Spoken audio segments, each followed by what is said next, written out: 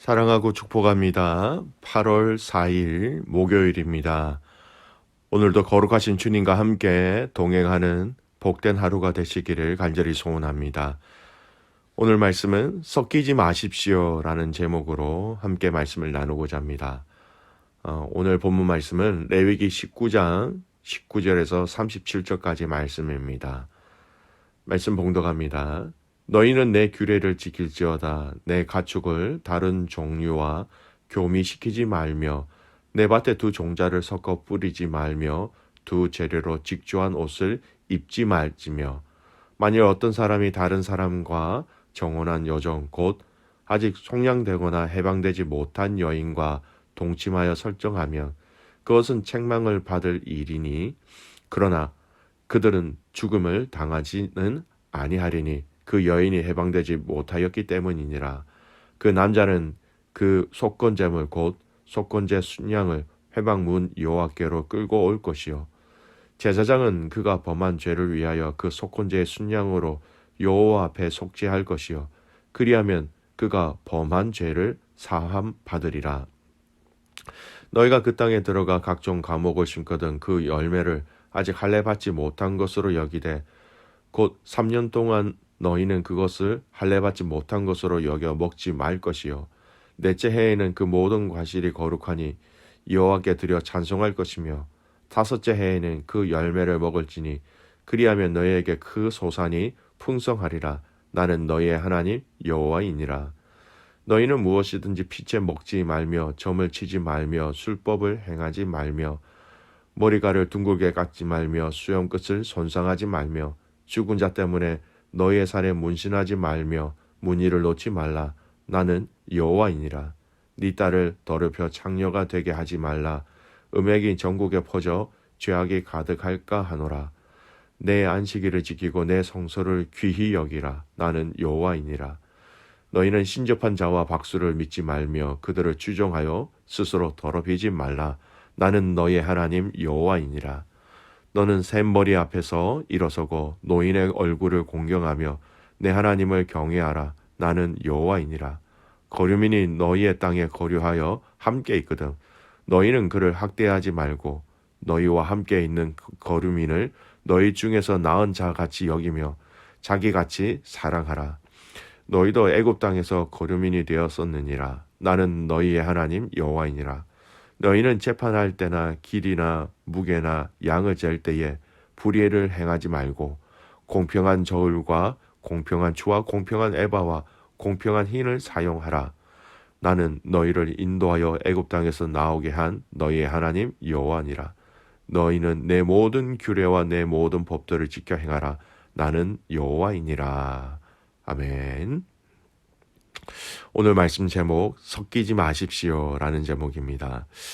오늘 말씀 본문도 계속해서 이스라엘 백성들의 구별된 삶의 기준들을 하나님께서는 말씀하고 계십니다. 거룩한 백성들이 거룩한 땅에서 거룩한 삶을 어떻게 살아가야 하는가라는 것을 아주 상세하게 알려주고 계시는 것입니다. 먼저 19절 말씀 보십시오. 너희는 내 규례를 지킬지어다 라는 말씀으로 시작됩니다. 새로운 명령이 또다시 시작된다라는 것을 알려주시는 말씀이죠. 그래서 19절부터 마지막 절까지는 하나님의 백성이 이 세상을 살아가면서 또 이 가나안 땅에 들어가 살아가면서 지켜야 할 일상적인 생활과 관련된 의무에 대해서 말하고 있습니다. 간략하게 정리해보면 다음과 같습니다. 20절에서 22절 말씀 보면 정혼한 여자의 노예와 가는 금지라는 것이고요. 23절, 25절은 가나안 땅의 정착 이후에 과실 수확에 관련된 부분입니다. 3년간은 먹지 말고 4년째는 이 수확은 하나님께 드려야 하는 것이고 5년째야 비로소 과실을 먹을 수 있다라는 것. 26절 말씀에 보면 또 음식을 피째 먹지 말고 복술과 술수를 금한다라는 것. 27절 말씀에 보면 머리카락을 둥글게 깎거나 구레나루를 미는 것을 금한다. 여러분 이거 다 이방인들이 했던 그 이방 신들을 믿는 믿음의 행위가 이런 것이 다 연결되어져 있었습니다. 28절 말씀도 보면 죽은 자를 위한 자해 행위나 문신 행위를 금지하라. 29절 딸의 매음 금지.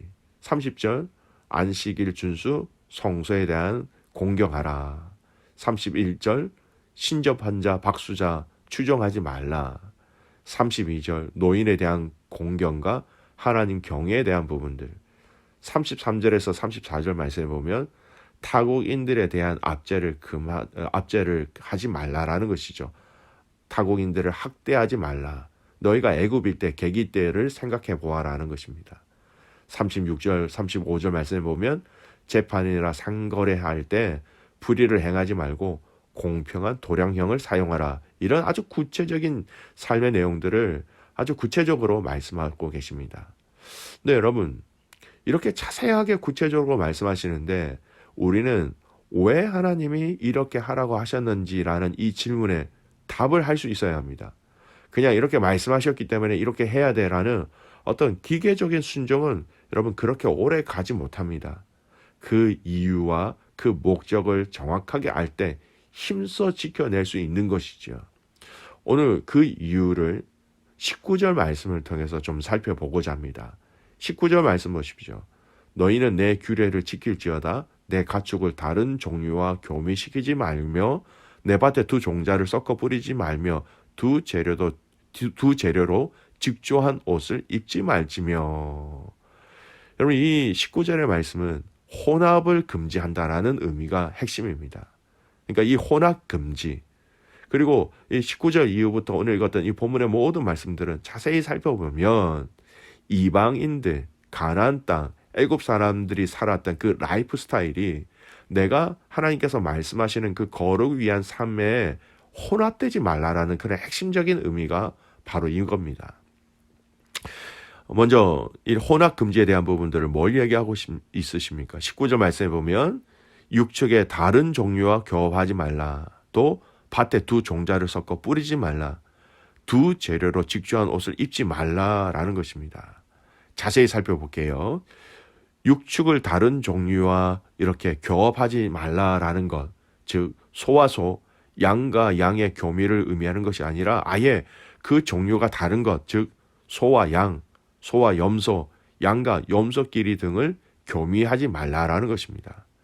여러분, 이 굉장히 중요한 의미입니다. 하나님의 창조는요, 분리의 역사로 규정할 수 있죠. 빛과 어둠을 나누시고 물을 바다에서 분리하게 하시고요. 이스라엘도 다른 나라에서 분리하여서 하나님 나라의 백성으로 만드셨지요. 이 분리의 역사는 곧 거룩을 창조하신 하나님의 역사였습니다. 그리고 각 동물을 종류대로 창조하신 하나님의 창조의 역사를 여러분 이 두 종류를 서로 교미하는 것으로 말미암아 이 창조 질서를 혼탁하게 하고 무질서로 이끌어가는 것, 이것이 바로 거룩의 상실이라는 것입니다. 하나님의 창조의 역사에 정면으로 도전한다라는 의미입니다.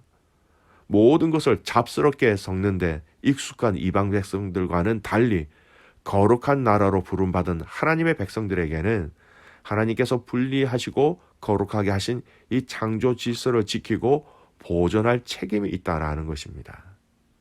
두 번째 혼합 금지에 대해서 나누는 게 무엇입니까? 밭에 두 종자를 섞어 뿌리지 말라라는 것입니다. 각기 다른 종류의 동물의 교미를 금하는 앞선 규정과는 조금 경우가 다르지요. 이 본문에는 식물의 경우에는 이 현대 과학이 말하는 이 유전자 조작을 통한 두 가지 종의 결합을 이야기한 것이 아니라 두 종류의 씨앗을 한 곳에 뿌리지 말라라는 것입니다. 여러분 농작물을 윤작하는 대신 이 방법을 택하면 여러분 땅이 더 빨리 황폐해집니다. 그렇기 때문에 또 이 방법은 바로 애굽 사람들의 농작의 방법이었다라는 것이죠. 애굽의 풍습을 염두에 두고 제정하신 규정입니다. 여러분 애굽 벽화를 자세히 보시면요. 여러 종류의 가실나무가 자라나고 있는 것뿐만 아니라 정원에 가수원도 있고요. 그 안에 뭐 여러 것들이 잡스럽게 이렇게 자라나고 있습니다. 보기에는 뭐 이렇게 풍성하게 또 좋아 보이지만 거룩함이 가지고 있는 이 분리의 개념을 반영하지 못하고 있는 것이죠. 더 나아가서 하나님께서 조금 전에 말씀드렸던 애굽의 풍습을 따르지 말아야 할 것과 거룩함의 근본 개념을 알려주시기 위하여서 오늘 두 이 씨앗을 함께 뿌리지 말라라고 말씀하고 계신 것입니다. 세 번째, 두 재료로 직조한 옷을 입지 말라라는 것입니다. 여러분, 왜 두 재료로 만든 옷을 입어서는 안 되는지 현대인들에게는 잘 이해가 안 될 수 있죠. 여러분, 우리가 보통 옷을 이렇게 옷감을 보면 뭐 폴리에스테로 몇 퍼센트, 뭐 다른 몇 퍼센트 이렇게 나와 있지요. 그러면 이 말씀을 기준으로 하면 현대인들은 지금 입을 옷이 하나도 없습니다. 여기에 다른 의미가 있습니다. 여기에 직조한 옷을이라는 얘기하는 이 직조라는 단어는 사트네즈라는 단어입니다. 이게 사트네즈라는 단어는 여러분 히브리어가 아니고 애굽에서 유래한 단어입니다. 그러니까 애굽의 직조 방법의 전문 용어라고 할 수 있어요. 그러니까 다양한 종류의 직조 옷감들이 시리아를 통해서 애굽으로 들어왔던 사실들을 감안해 볼 때 오늘 이 규례는요, 애굽의 풍습을 피하게 하려는 의도와 더불어 거룩의 개념을 생활 가운데 실천하고자 하는 하나님의 의도가 깔려 있었다라는 것입니다. 두 재료로 직조한 옷, 즉 애굽에서 만들었던 직조와 그 풍습, 그 옷, 여러분 옷, 그다음에 옷이 가지고 있는 그 시대의 정신이라는 게 있지 않습니까? 즉 하나님은 이 19절의 말씀뿐만 아니라 오늘 37절의 끝까지 말씀을 주신 이유와 목적은 한 가지입니다. 세상과 섞이지 말라라는 거예요. 그들의 가치관, 그들의 문화, 그들의 음식, 그들의 법, 이 모든 것들이 들어와서 하나님의 거룩한 백성들의 정체성을 무너뜨리는 것에 대해서 철저하게 단호하게 거절하라라는 것이었습니다. 가나안 땅을 하나님께서 정복하게 하시고 그 땅을 그 지파들의 기업으로 하나님이 다 주셨습니다. 그런데 그 땅에서 어떤 일들이 일어났습니까? 사사기 3장 6절 말씀입니다. 그들이 딸들을 맞아 아내로 삼으며 자기 딸들을 그들의 아들들에게 주고 또 그들의 신들을 섬겼더라. 여러분, 자녀들을 그 이방 사람들과 함께 결혼하게 함을 통하여서 무엇이 들어왔습니까? 그들의 신을 섬겼더라. 하나님 제일 하지 말라고 금지하셨던 결국 이 다른 신들을 섬기는 것이 이루어졌다라는 것이죠. 오늘날 우리의 신앙생활을 통하여서 거룩을 지키는 방법도 마찬가지입니다. 하나님의 말씀이 있습니다. 그러나 세상의 가치관과 논리와 합리성이 우리의 그 믿음과 신앙에 섞이게 되면 여러분 그 믿음은 그 신앙은 병이 생기게 되는 것입니다. 우리의 삶 가운데 하나님을 믿노라 하면서 세상의 가치관과 세상의 기준으로 선택하고 살아가는 것이 여러분 우리 안에 얼마나 많은지 우리는 자세하게 우리 자신들을 살펴야 하는 것입니다. 고린도후서 7장 1절 말씀이 이렇게 얘기합니다. 그런즉 사랑하는 자들아 이 약속을 가진 우리는 하나님을 두려워하는 가운데서 거룩함을 온전히 이루어 육과 영의 온갖 더러운 것에서 자신을 깨끗하게 하자. 여러분 더러운 것에서 자신을 깨끗하게 하자. 무슨 말씀입니까? 더러운 것이 우리에게 섞이지 않도록 막아내자, 깨끗하게 하자라는 것입니다. 사랑하는 귀한 믿음의 가족 여러분, 우리 주님께 간구합시다. 깨끗하고 순전한 믿음을 가지게 해달라고, 세상과 섞이지 않게 해달라고, 오로지 주님만을 신뢰하게 해달라고, 세상의 많은 더러운 원리와 방법과 가치관과 문화가 우리 안에 들어와서 하나님을 섬기는 데 있어서 결코 방해가 되지 않도록 우리는 싸우고 또 싸워야 할 것입니다. 우리 스스로 섞지도 말고 또 섞이지도 말아야 한다라는 것입니다. 사랑하는 믿음의 가족 여러분, 온 믿음의 가족들이 온전한 이 믿음으로 거룩하고 순수하게 승리할 수 있는 믿음의 가족들 되시기를 주님의 이름으로 축복합니다. 아멘. 기도하겠습니다. 하나님 아버지, 하나님의 크신 은혜와 사랑에 감사와 찬송과 영광을 올려드립니다. 하나님, 오늘 하나님께서 이 말씀을 통하여 이스라엘 백성들에게 하시고자 하시는 이 말씀, 세상과 섞이지 마라라는 것. 하나님, 오늘 이 말씀을 우리가 믿음으로 받게 하여 주십시오. 세상과 섞이지 않는 저희들 되게 하여 주십시오.